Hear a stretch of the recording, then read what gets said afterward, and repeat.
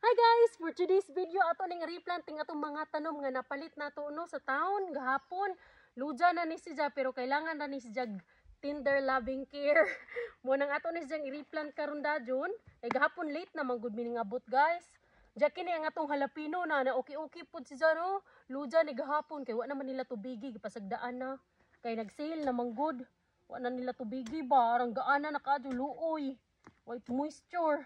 Manang atong i-replant diri kini siya kanang nay every year po ni siya mutubo, perennial. Kanang nay dili siya mamatay ba? Diya kining buwak nga akong napalit, murag mamatay siguro ni or depende tanaw nato. Wa pa na mabasa kung kanang perennial ba na. Pero kini siyang halapino dili ni siya perennial. Agahong anak naghakot og fertilizer. Ipakuha na ho siya dito Kay para ihalo na to sa kanang nay suwil ba? Kay kining garden nato nga suwil wala man ni kuan. Wa na mo mabutangi og fertilizer this year.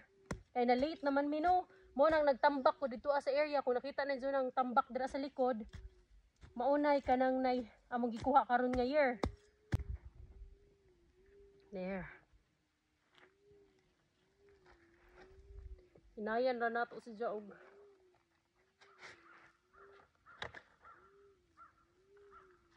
Tang para di mamatay. O, di ba? Nindot pa siya tanawon. Ito na to fertilizer sa ilawom. Another load of fertilizer? Yeah. Thank you, princess. You're welcome. Bye, guys. Bye. Hi, guys. Hi, guys. Bye, guys. Kasi Akong anak na babae, ganahan o garden. Ang lalaki, dili kaadyo, pero mutabang noon o patabangon.